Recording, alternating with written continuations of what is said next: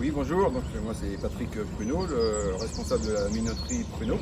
Arrêtant le moulin, j'ai entendu un gros bruit et donc je suis monté voir à l'étage aussitôt et je me suis rendu compte que l'appareil qu'on appelle un planchisteur, c'est la grosse partie du moulin qui sert à tamiser les farines, était cassé, était tombé en morceaux et ne fonctionnait plus, quoi.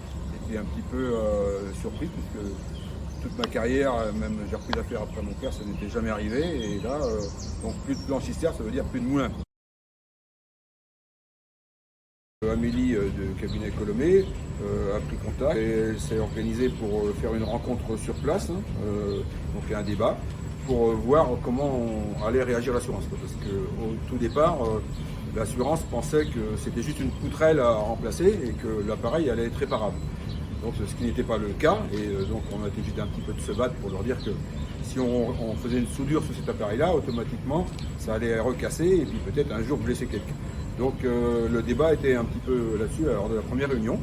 Et à la fin de la réunion, l'expert de l'assurance a donné son accord pour le fait qu'il était d'accord de partir sur un achat ou d'occasion ou neuf, mais de ne pas réparer. Pendant cette période de Covid, les volumes ont été augmentés par 2 ou 3 puisqu'il manquait de farine en France. Tous les gens voulaient des sachets de farine. Donc finalement, nous avons opté, grâce au conseil d'Amélie de cabinet Colomé, de continuer à fournir nos clients. On avait le choix d'arrêter pendant la période de reconstruction, mais ce qui aurait pu permettre à nos clients d'aller voir nos concurrents, quoi. Donc on a continué grâce à ça, et ça s'est bien passé. Et du coup, nous avons réussi à avoir un accord avec les assurances pour nous payer, nous rembourser la perte d'exploitation, les surcharges de frais, etc.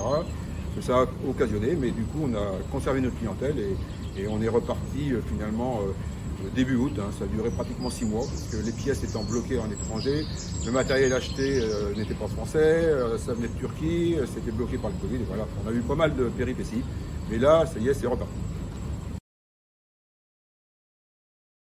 Le cabinet, moi je le recommande à tous mes amis, puisque finalement, on a réussi quand même à s'en sortir.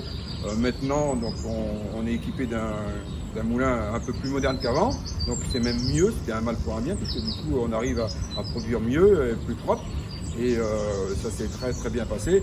Si j'avais été tout seul, forcément j'aurais eu beaucoup de mal, puisque il y avait beaucoup d'interrogations entre les règlements, etc. Donc le cabinet Colomé a réussi à intervenir dans tous ces cas de figure et me récupérer les fonds. On n'a pas perdu d'argent, tout s'est bien passé. Et la reprise est repartie comme avant, voire plus maintenant.